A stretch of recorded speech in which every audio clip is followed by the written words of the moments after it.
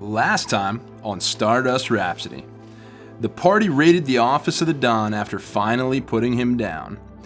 As Pixel awakes from a nightmare of the beckonings of the Viceroy, she points out his influence behind a wall in the room. Breaking it down, they discover an artifact of discord, a tetrahedron with a panel illuminated to the discordant tone of entropy. Meanwhile, Ziggy copies the Don's data disk, inadvertently triggering an automated call to the remaining lieutenants of the Scarlet Eye, inviting them to the world where the strong can claim the throne. Pocketing the drive and the discordant relic, the party escapes on the Rhapsody. Ziggy sets into hacking the disk while Pike meditates over the Whispering Shard. Together, all information is revealed to them. Ziggy discovers the location and name of the Viceroy, Lord Harkon Morvain of Sturlock, and Alara reveals the realm of cacophony to Pike. Together they paint the picture of truly what the team is up against. Recognizing the depths they've found themselves in, Pike begrudgingly admits that they can't take down the Viceroy without Ophelia. They eventually track her down after a heated exchange and with some convincing, get her back on the team. She leads them to the Kalos estate where an ancient armory holds the weapon they need to pierce the Viceroy's dark protections. Ophelia leads them to the hold where she prepares them to navigate the many traps and protections, only to find that the door opens easily for Pike, the disciple of the Lightbringer. Perturbed but focused, Ophelia enters the vault to claim the ecliptic round. Heading back to the Rhapsody before they're found out, they set their heading to Vassin, the capital city of Sturlock, their sights set on the Viceroy. Having slept through the night after the events at the Kalos estate, knowing that you now have the tools at your disposal, you believe to conquer the Viceroy, you for the first time in a little while have all slept relatively soundly. You begin to awaken again, and the call to the lounge calls to each of you as you move towards the center of the ship, where you often gather to plan what comes next as you make your way towards Vassin on Sturlock. Lord Harkon Morvain locked steady in your sights. Since the very beginning, since Rhett and Pike accepted the bounty to chase down the Scarlet Eye Syndicate, all roads have led to this moment. All roads have led to Sturlock, to the Viceroy, to Lord Harkon. And you are but moments away from what you believe to be the final location of the ultimate prey. We'll say, unless anyone would like to do anything specific, that this is ultimately the final moments as you would be approaching the planet. You can gather and discuss what you'd like to do, or we can move to planetfall. Once they've all left, headed to the ship, I would take one last second. I would grab my Digity diary from under the console. And Hank would be there with me. Captain's log, maybe. For the last time. Hard to say. Hope not. But heading into something to finish what we started. And I don't know how it's going to pan out. Hope it does. But if it doesn't, then I died free. Over. And I'll put it down. And I'll lean over to Hank, and I'll look down, and I'll say, all right, buddy. Like always, you keep a tight watch on this ship. You're in charge while I'm gone. And I've gone over it a bunch of times, but if for whatever reason, my signal cuts out. Plan B, all right?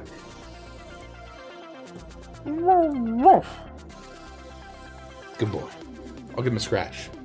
And I will head to the hangar. You arrive at Sturlock, at the outskirts of the Cavalon Empire. It is a temperate world, but as you approach, the clouds are dense and gray. A huge moon looms in orbit, casting a shadow over the planet below. And as you enter the atmosphere, it hangs enormous in the sky, but not shedding much moonlight. and something is odd as soon as you descend. Although the scanners read that it is summer in this part of the world, the temperature is below freezing and snow is falling. You arrive at the capital of Vassin and see a humble Cavalonian city blanketed in the white of snow. The classic imperial colors, white, blue, red, yellow, and black, dominate all of the buildings, particularly the castle at the center of the city. Heraldry of Harkon Morvain hangs everywhere, bearing the symbol of a red Pegasus with black dragon wings on a cool blue field. Damn. The spaceport is not busy, and you easily find place to land. You see the port workers going about their duties as you disembark and notice something strange. They go about their tasks slowly, oddly slowly, almost as if they shuffle their steps and their heads hang low. Man, this place is a bummer. They must hate their jobs. Is it always so cold here? It's real fucking odd. The scanner said summer. Are Not the a big ships deal. going to be okay here? Can we leave them? Hey, you! Our ship's good here. How's the security? Imperial worlds are tight, locked down, right? We're good? You hail a young Cavalonian human woman. She has this auburn hair that falls tousled, unkempt, uncared for around her shoulders. A white, almost like jumpsuit as she holds a box.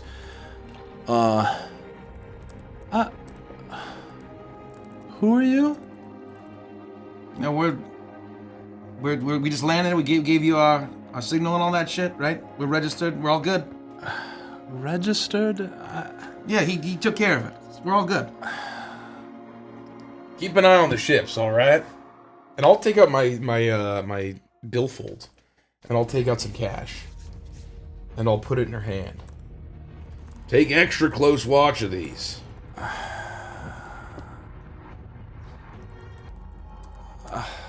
Okay. All right. I'm trusting you. You all right? It's after that happens, she turns and starts to walk away, and as you and slowly she makes the turn slowly, like watching a giant ship trying to turn on a dime. She arcs very slowly as she moves away from you, and it's as you say, "Are you okay?" She almost exhale in frustration, and turn back towards you.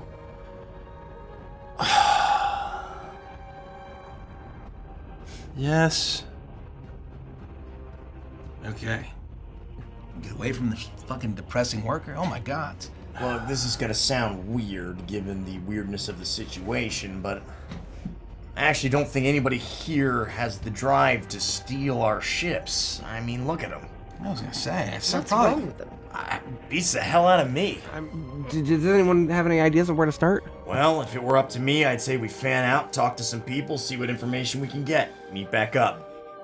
All right, be back in an hour. Co-Pixel, you're together. Brett and I will handle it. Ophelia, stick with Ziggy. All right. Sound good? All right. Ladder it is. Good luck. So I would want to basically seek out, as nonchalantly as I can, but all of these people, if they're all sort of this way, I would want to find like a local law enforcement police station, something, to get a sense of like, you know, any trouble, like are you all on alert for somebody? Basically trying to get a sense of if Morvain has basically said, hey, if you see a Etheron and a Solarian, a Gorgonite and a Saurian and a Rhizo and a Globlin, come down on these ships, like, get him. Is he ready for us? Yeah. Great fucking question.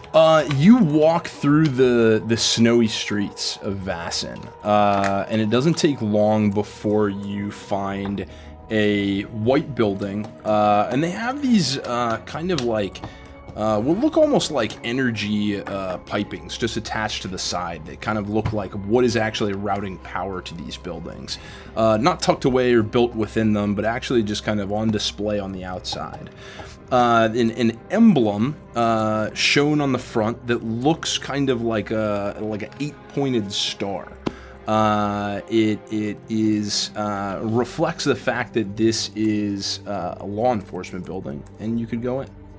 you open the doors in front of you. You see a just like a desktop with a man standing behind it, clad in this kind of like white buttoned up, almost a uniform, with these kind of blue buttons that run up.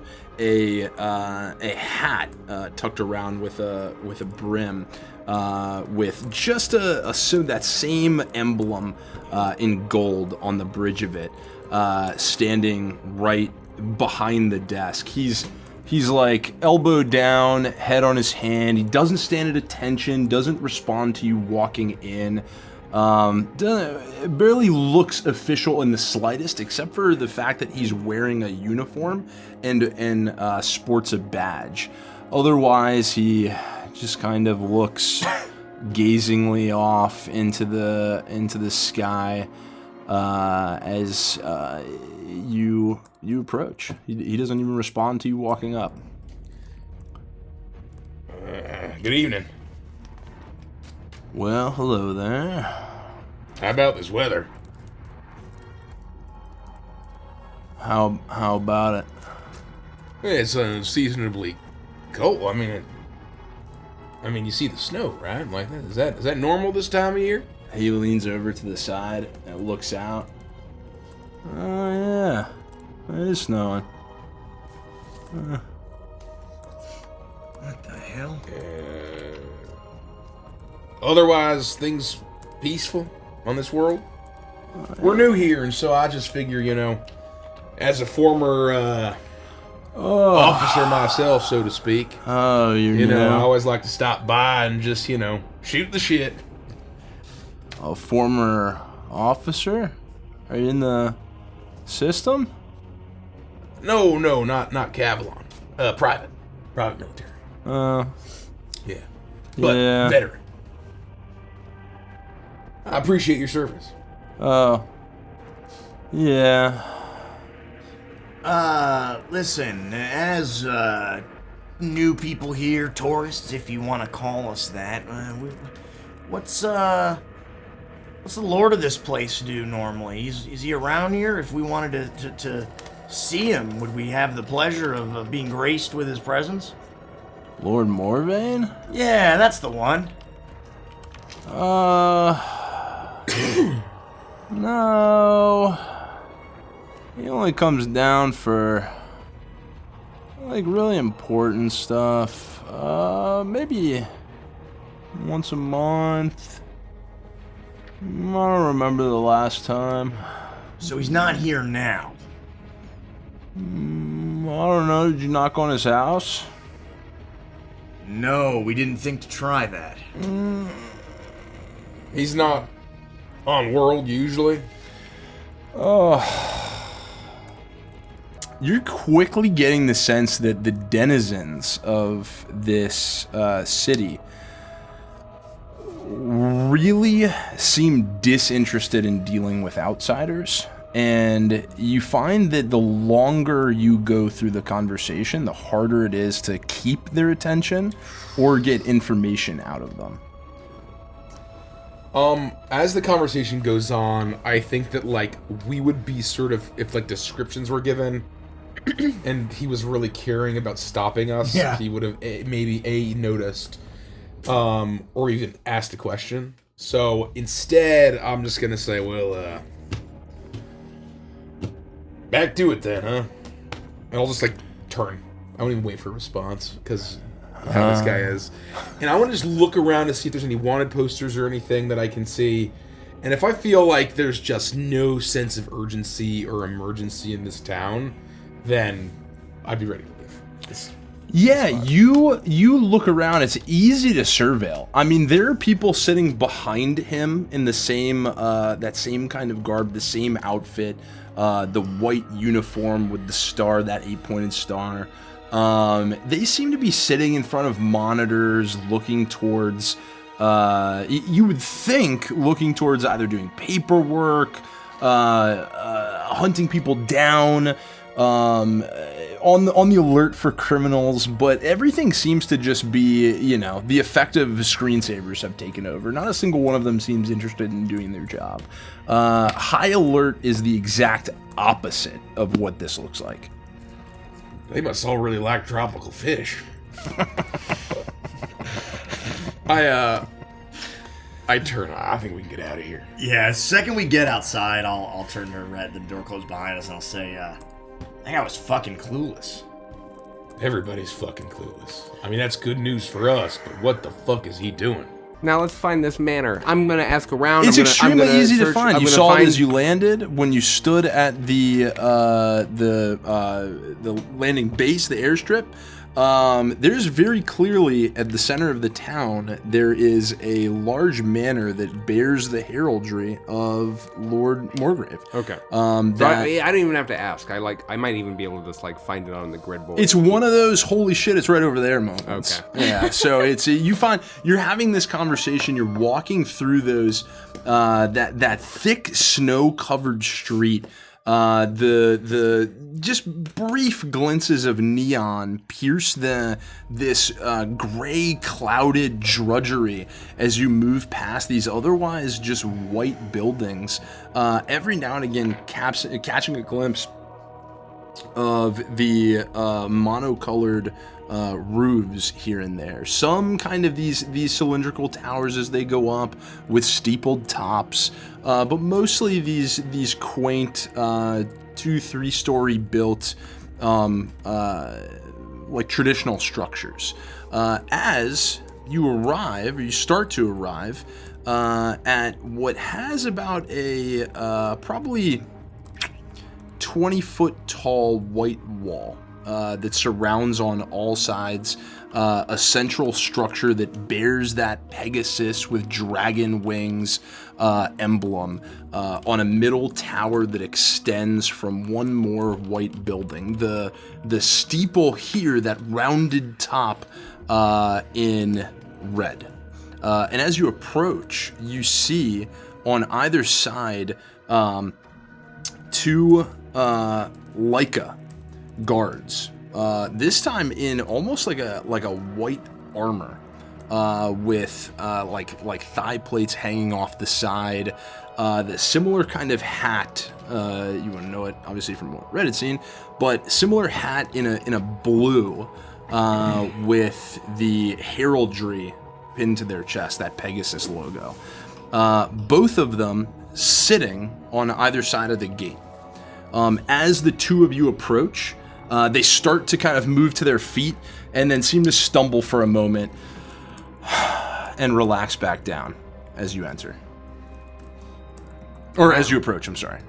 Security seems a little lax, don't you think? It's awfully casual.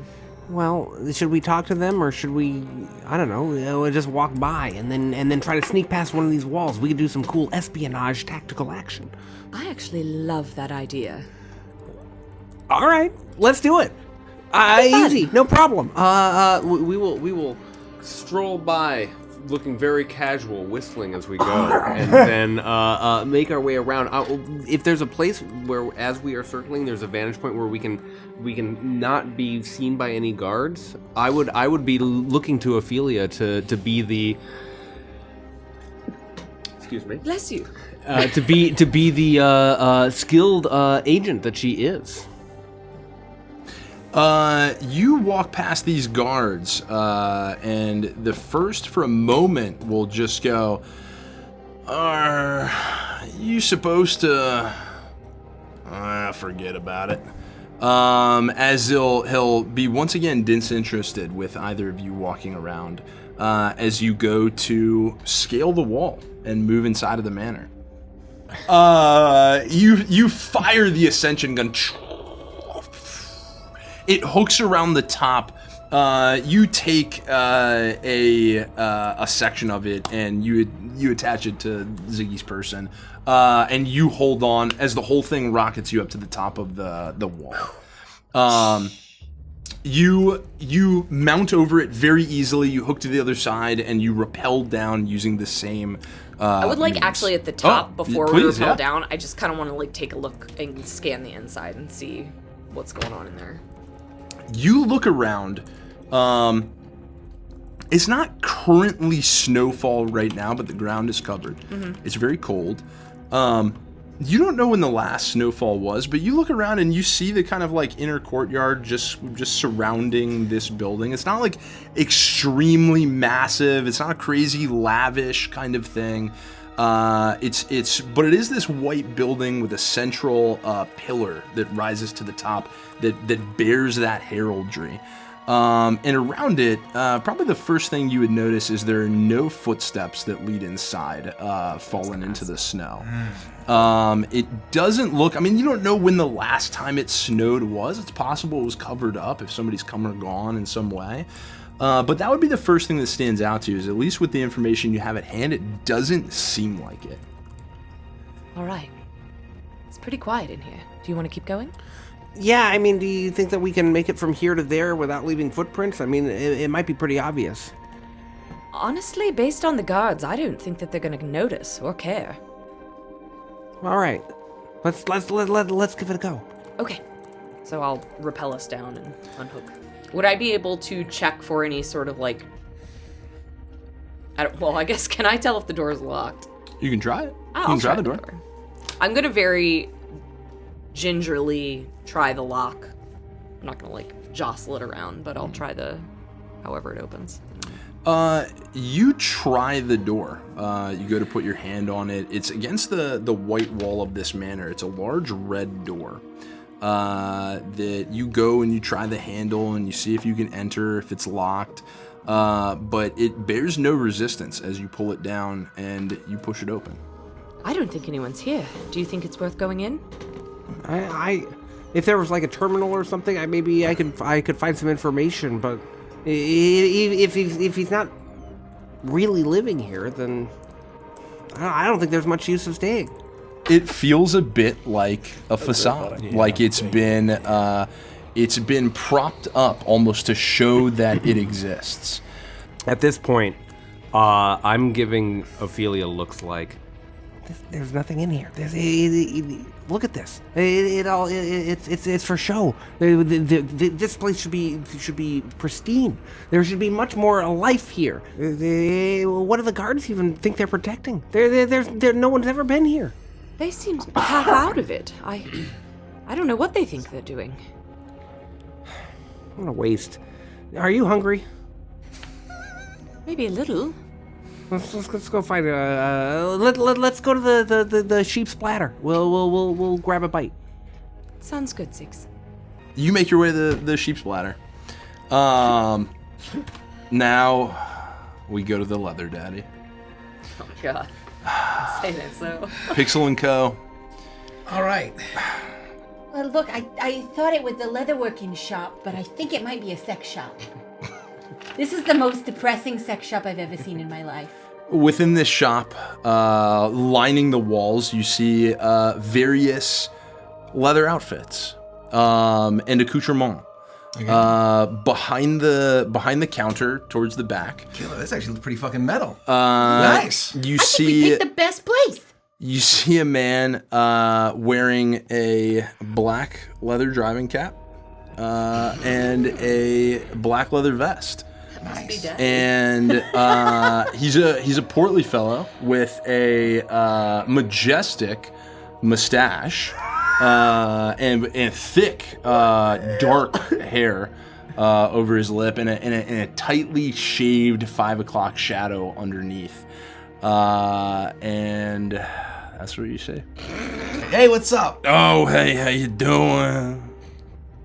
You daddy? That's what they call me. Okay. How you feeling? Big guy? I like your threads. They're pretty cool, man. It's a cool look, pretty metal. Oh, thanks. You all looking for some fine leather goods? We're looking for drugs, man. Drugs? We're off-world. This place is fucking lame. There's nowhere to fucking party. This is the only... Whoa. I mean, despite being in a totalitarian feudal empire. Slow down. I'm glad we can find a leather shop here. Slow down, friend. We don't do drugs. The only thing I'm high on is some of that good food. What kind of good food? Because we're hungry girls. We're hungry. A couple of hungry girls. You're so intense. You don't need that kind of stuff. You just grab a bite of russet loaf. Russet loaf, okay. Yeah. Wait, hey, so I mean, how long? Is the russet loaf all the rage in the city on this world? How long has russet loaf been like the top food of this place, man? Man. A while. When was it again? Is it recent or has it been like years? Is No, it like not years. Years is too many times. Okay. Struggling. Yours is too many times. I have to write that one down. You see, you've been outside, I guess, right? Yeah, we came in here from outside. From the outside, yeah. We walked through the street. He Snow out runs his there. It's a little fingers cold. through his curly chest hair, the vest zipped down, striking just the dead center of his breastplate, almost to warm himself up. His skin, I mean, he's not dressed warmly. His skin almost looks like it's losing not texture, but he's losing like tint. Almost as he seems to be not like succumbing to the cold, but it's affecting him, though it doesn't seem to bother him. Can you give us a second? Okay, I think we got to the bottom of this. I think that it's in the loaf. I think it's in the loaf. I think that something's happening. It's in the loaf. It's in the loaf. Do you think anyone else figured that out? Is russet loaf like the main food that you guys eat around here? Is like that? Like that's your favorite? What else do you eat? Oh yeah, I mean not much since the snow's killed everything. Oh! So you're telling me that things haven't been the same since the summer snows came in? Yeah. And perhaps that would have been a problem if it wasn't for this russet loaf. Is that what you're telling us? Oh yeah. What? We thought we were cooked, but nobody cooks Daddy. Okay. What? How did you guys get russet loaf all of a sudden? Yeah, where'd it come from? Did russet loaf not need to be Lord harvested? Harkon just straightened it all out. Okay. I think that we're gonna hit the old dusty trail here. Okay. Thank you for your time, Daddy. We'll see you later. As you all sit down and you gather together, an older woman with blonde hair pulled into a tight bun, and this kind of like yellow puffed shoulders dress drapes down around her with a white apron tied at her waist that hangs down, has been serving you drinks slowly, but has been doing it. All right, bad news. Lord's not here. Apparently he lives off-world, only shows up maybe once a month. From what we solved, it's been more than a month. We went to the... What did we call that? A tower? Manor. Manor. We went to the manor at the center of town, and... I mean, it's full of dust. There's nothing in there. Wait, It's you empty. hold on, you went inside the fucking manor? Look, the guards, they didn't give a shit. All we had to do was walk around it. Pix, go tell me you guys found something. Well, I mean, we went to the sex shop. Okay. And we blew the whole fucking thing open. Wide open. Wide open. do you No mean? elevator shafts needed. Nope. Thank you very much. Well, come on. No what manor happened? house necessary. No gay old time. Yeah, no, it's the russet bread. The russet loaf. Wait, Russet hold on. loaf. I pick up one of the menu. Wait, it's literally the only fucking thing on the menu. Yeah, no. The guy was basically saying, Daddy was telling us that when the winter showed up, that all of their crops were killed, and so the viceroy he provided them with russet loaf, and they've been living off of that ever since. They thought they were all gonna die when all of the crops failed and everything, and you know, before that happened, it was basically exactly the same, just still like a very cold and unnatural pervert, but things changed. Because of the russet loaf. And the worst fucking thing is that this is not that different from fucking Redline. No. I mean, I was. Oh my god, I was- russet's like red! Red! Yes! Oh my gosh! Did you guys know that russet's like red? Can we get some russet loaf, please? What are you doing? 3 of them. Oh, hey. You ordering russet loaf? Yeah, we'll share an order. Do you have your ticket? Huh? I mean, I have paper money. I have notes. No, Or digital. you don't pay for russet loaf. It's a daily allotment, 1 loaf a day. Well, we're from out of town. How do we get tickets? You can't have russet loaf then. Why not? No food?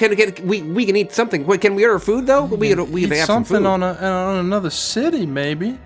You can't have our russet loaf. We only get so much bread from the processing plant. Just enough to feed everybody 1 a day. Where's the plant? Well, it's just through town. It's not far from the manor, but we can't just go giving it away to off-worlders.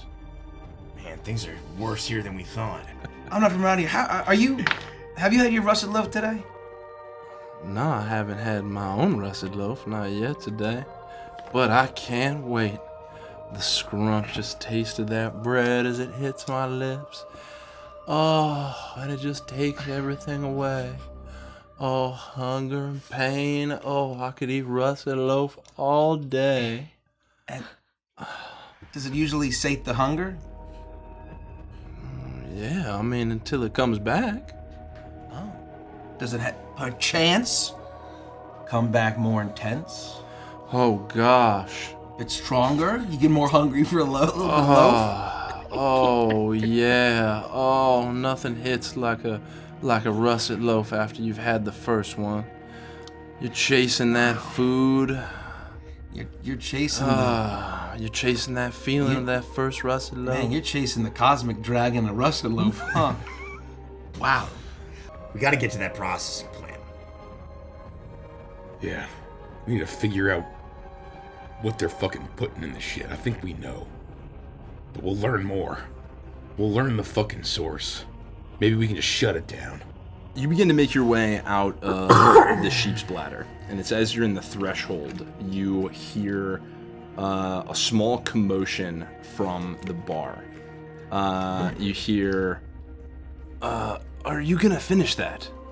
As you turn around and it looks like one of the 3 of the people who was eating russet loaf at the bar has finished his.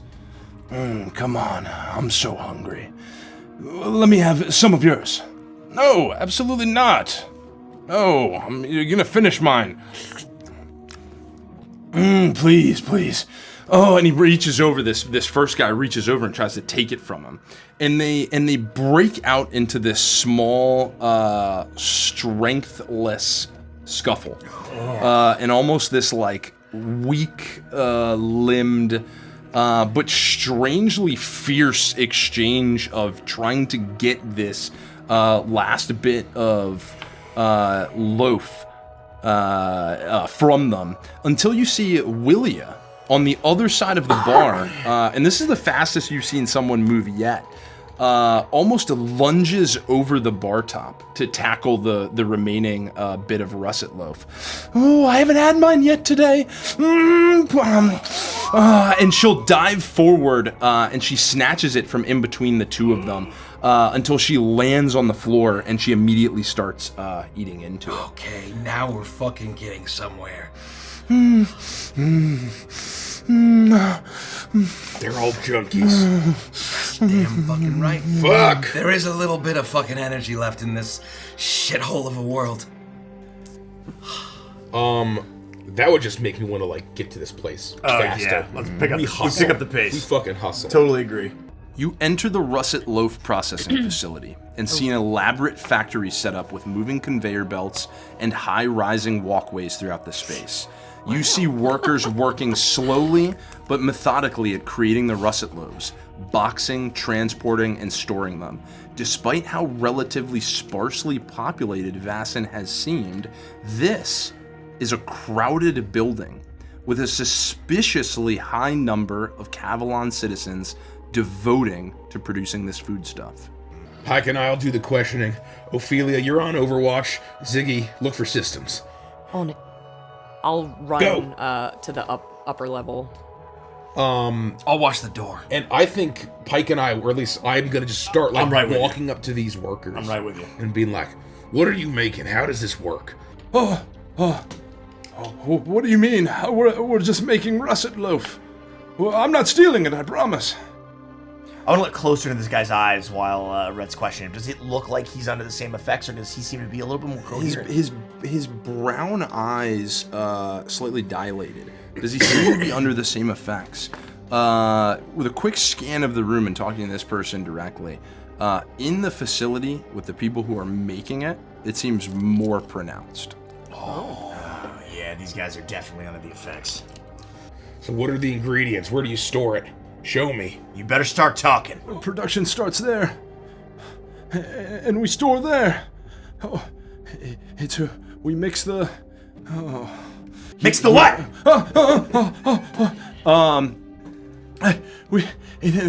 The water first into the flour, and then we have the thickening agent. It gives it that Red color? red color, right over there. It's a thickening agent. That's what we care about. And then when it's done, when that delicious bread is done. I've been tracing the original command of the systems and trying to figure out if there's any way that I can access this plan. But if you're already on top of thickening agent, I feel like... Well, I'm just trying to direct you in case that there was like some terminal or something there. Yeah. Specifically you could look at. That might be a point of interest for you to plug into its systems. Yes, I will find a point of interest so that I can plug into systems. You do find a computer system. Sure. There are terminals actually all over this space that help operate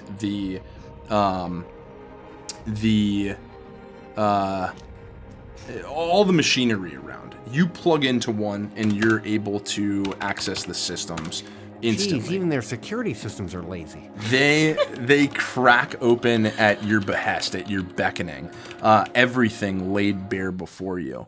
It's at this time, Ophelia, that over on the catwalk you look down, you see the initial process of how it's being made. The vat of flour that then has water spout adding it in. And then these bags of some strange substance, a thickening agent. And then you see all this laid out above you, the process of them actually pouring it into this almost like large silo form that then has these giant flat blades, like two massive spatulas, moving it together to work the dough, as then it comes out at one edge and it forms out these russet loaves, as it then after a moment of moving through these conveyor belts begins to go down the processing and goes through stations of heat treatment that people are managing to not over bake them. It's a very careful process. You see it all happen, and then you dig just a little bit deeper and you find it. The thickening reagent is purified RDL8. RDL8, you say? The evolution that you found in the lab when you were researching RDL7, Yep. it was referenced that it had been perfected and moved off-world, and that RDL8 was ready for mass production. Oh, this is... What you have found modern. is that the thickening new agent stuff. in the thickening and binding agent in the russet loaf is refined, pure RDL8, otherwise known as Redline or Rubedo. I will capture these records and store them on my drive. I'm going to continue to put them into that same portfolio of evidence that we're slowly building as best we can. Oh my God. And I will... can I access security? Can I access cameras? Can I see if I can look around and see the rooms or the exterior to make sure that we're safe, or if I need to perhaps access logs and see if I can go back in time and find footage of people, perhaps even the Viceroy coming through this factory and observing things. I'm looking for anything and everything as I continue to scan through these documents. You can spend time looking for that, downloading certain bits of information that you'll have. The very first thing you'll find is that connected to this building that you saw from the outside is in fact a siloed storeroom, and that is the last place you have yet to discover. You've seen where it begins. You now know that for however long since the out-of-season winter destroyed the crop, the city of Vassin has been consuming rubedo. Strangely, none of them have seemed to turn, though they're in this kind of malaise. They're in this form. It is not like Site Omicron. They've not fallen to any kind of damning or dangerous silent transformation. That was already L 3, 4, 5, 6, 7.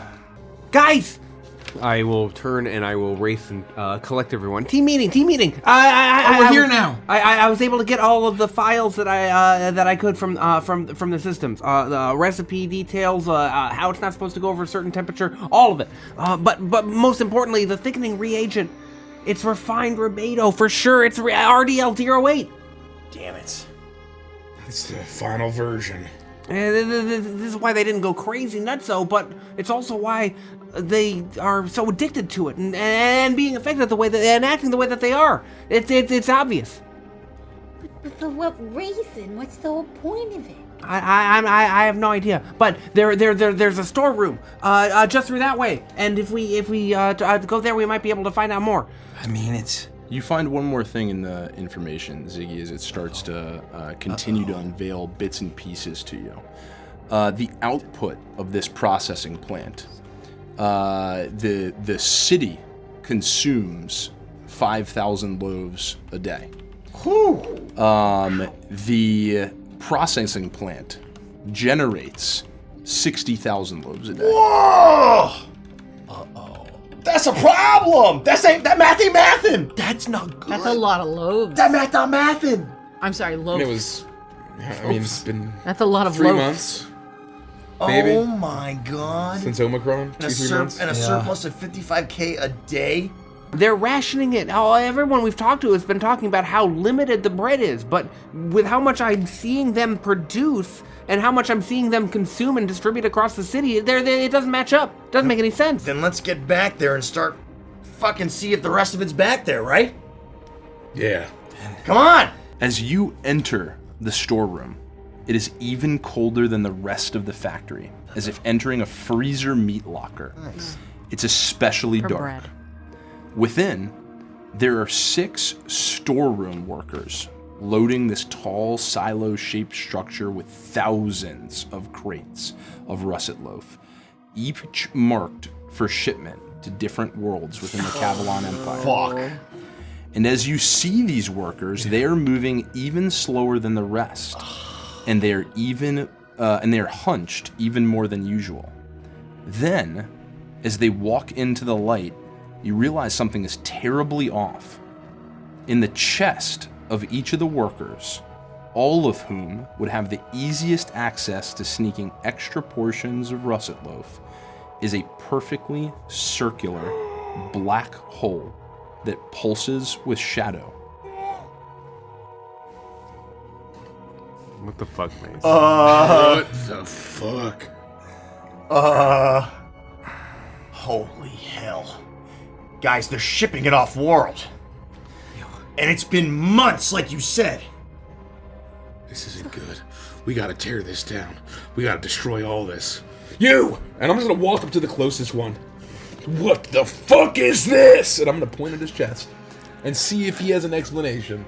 You spin this first worker around, jet black spiked hair, as the dull, almost fully dilated eyes stare back at you. Destroyed russet loaf. Destroy russet loaf. Right, no, don't get too close! Look at what it's doing to you! Suddenly, all of the workers in the space turn towards you. You see in each one of them that pulsating black void that stands in the center of their chest. In unison, they let out an agonized but dulled groan. What is this? Oh, no. As you see the pits in their chest grow even wider within their bodies, and then horrifically, you see clawed hands emerge from the emptiness, as if a portal to cacophony, gripping each side of the body, as hands stretch out. With horrible, sickening No, snaps hands coming and out of their rips, holes. each of the workers is torn apart from within and reconstituted in a horrific, slavering monstrosity with huge fangs, tailed ears, and dripping maws bared with unending hunger. Each of these creatures leap from their positions to bear down on you as if all driven by a single consciousness. I need everyone to roll for initiative. I don't want to do that.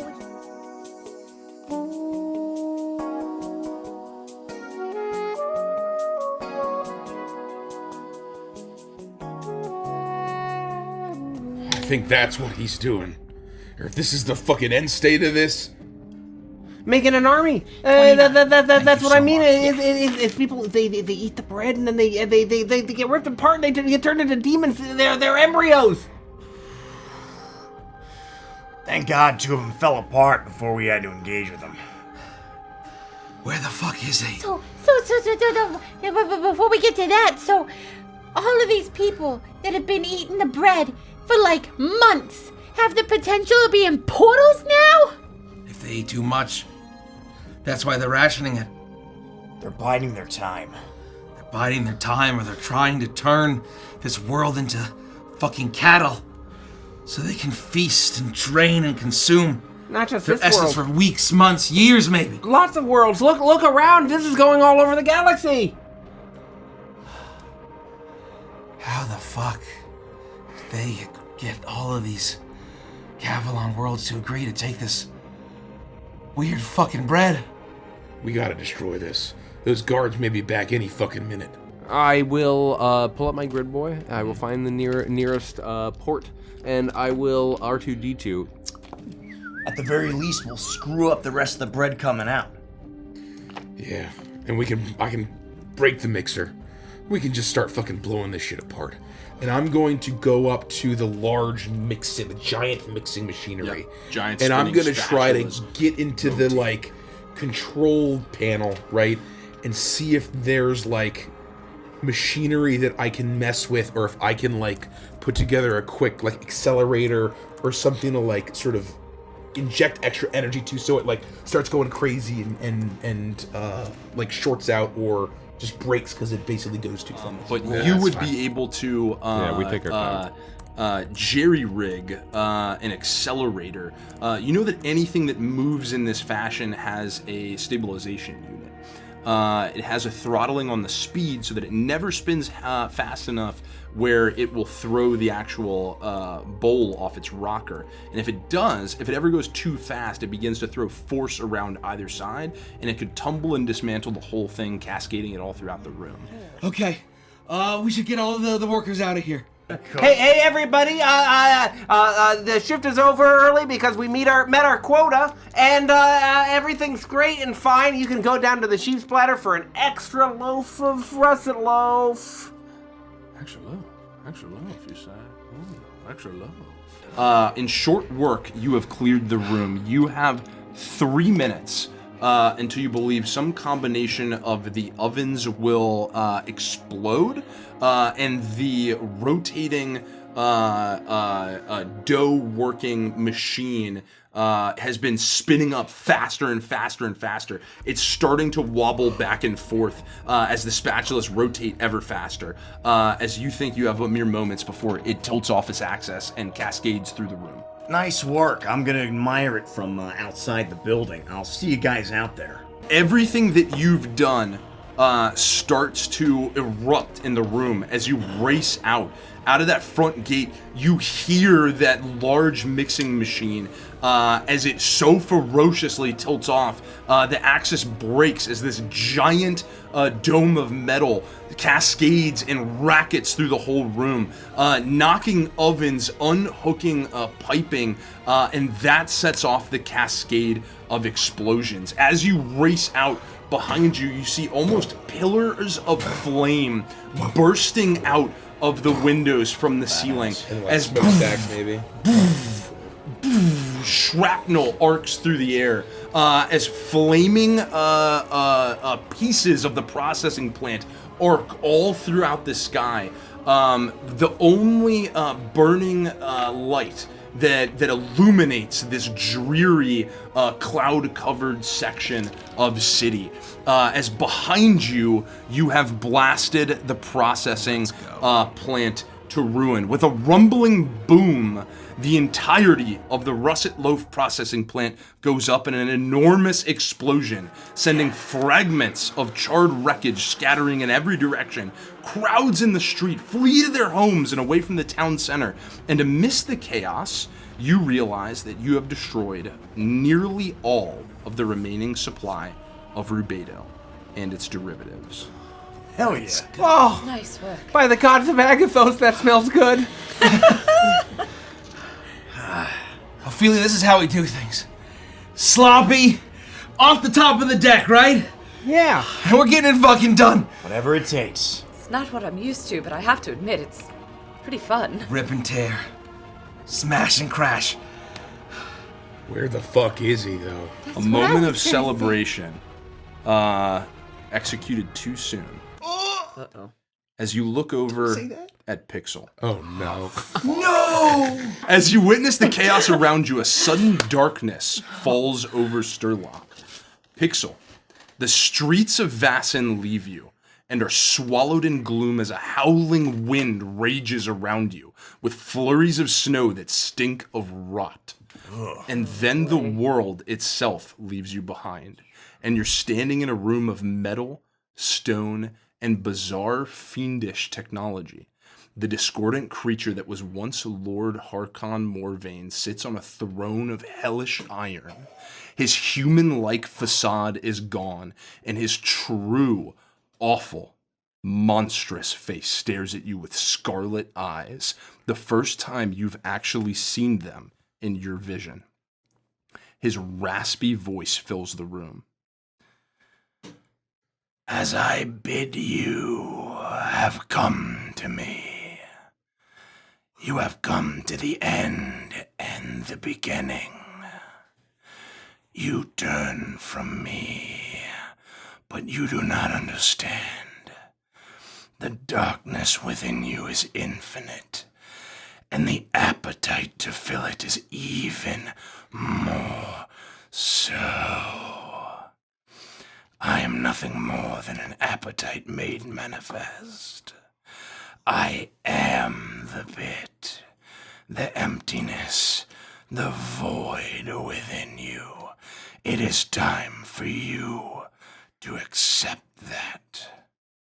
Suddenly, you are on a balcony of a metal tower on a castle with spires that look like hellish antennae that pulse with red light. You look down below, expecting to see Sturlock beneath you, but you see nothing of the sort.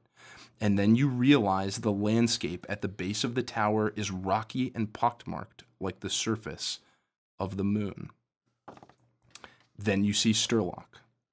The world lingers across a distance of outer space. You stand atop a fortress on the world's huge, horrid moon. Morvain appears beside you as a howling, frigid wind hits you. A shadow crosses over Sturlock, swallowing it in mere moments, joined by the cacophonous chorus of thousands of shrieking, discordant fiends from the pits of the entropic cacophony. His voice surrounds you despite the horrid racket. See how the shadow drinks the light. See how the creatures of the night thrive and feed. They are like us. They wish to fill the emptiness within them. A single world will do for now. And it does not need stop there. I am patient. I have all time. Entropy remains after the decay of all things, and so shall you. should you only accept my appetite. I see your hope remains. It is folly. Peer below at what's to come. Your hope is weakness. Kill your hope. Let it atrophy, wither, and die.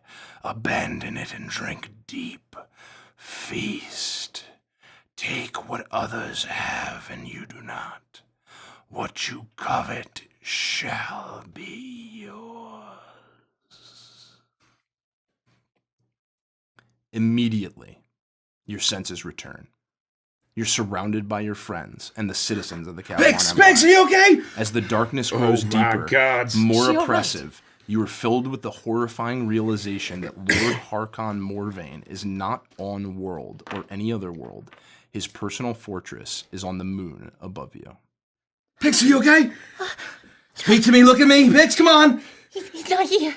He's not here. Where is he? He's not even on another world. Where is he? Do you know where he is? I'll look up and I'll point to the moon. He's up there.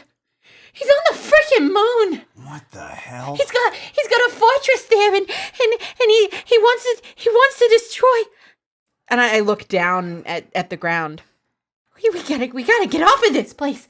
He wants to destroy Sturlock. He wants to destroy this place.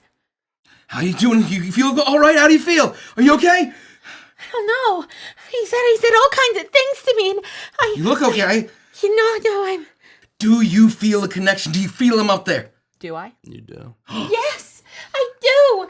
There's something tying me to him, and I don't know what it is. He doesn't know how bad he fucked up. Let's go. You ready? I'm ready. That's all we needed. Now! And I'll just start booking it. You start racing For the through the barge. streets, back to the ships. The darkness around I pick you up Ziggy by the turns scruff. unsettlingly dark. Oh, God. And then you hear a cacophonous sound from above you, as if a crackling cannon had been fired. You look up and see the enormous moon of Sturlock is at its zenith. Seeming to consume the entire night sky, a pinpoint of red appears on the surface of the moon, then grows larger and larger as the maddening sound grows louder. You realize too late as a huge beam of crackling burgundy energy careens into the top antenna-like spire of the Cavalon Castle, forming a tether of fiendish power that pulses out, chilling the city. Then you hear the agonized and weakened screams as citizens convulse around you, and one by one misty clouds of shining green light emerge from their mouths and rise into the air as the sky is filled with numerous motes that all soar up toward the moon. You've seen something like this before. In the basement of Site Omicron, the horrid realization hits you that the harmony and the very souls of the people of Vassan are being ripped from them and drawn towards the Viceroy's lunar castle. You race back into the ships. You get into the cockpits of your starships and take off into the sky, their powerful engines easily overtaking the rising souls heading towards the moon. Above, you pass the countless greenish motes of misty light and get closer to the huge looming moon above, and finally see the source of the hellish beam. A fortress of strange black metal shoots the energy from its highest spire that seems to be fashioned in the form of a cannon. Nothing stands between you and landing on the enormous moon of Sturlock. As Lord Harkon Morlane's castle grows larger in your viewports and you move closer, you see enormous anti-air cannons etched with discordant sigils, making it clear that it would be a suicide mission, especially in the state you're currently in, to attempt to fly at the fortress head-on. Good to know. You make moonfall.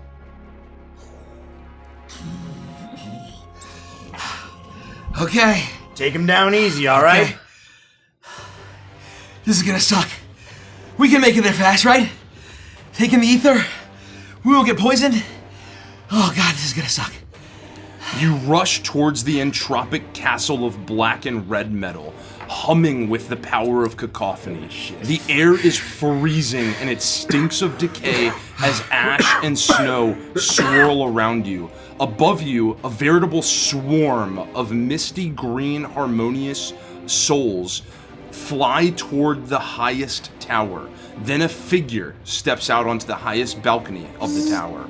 Although you are far away, the shape is unmistakable. It is Viceroy Harkon Morlane. The tide of souls combine into a gyrating wave that crashes into him. His arms outstretched and jaw open, unnaturally wide. You can do nothing but watch as the souls of an entire city are consumed in an instant. And that is where we'll end the session. No, thank you.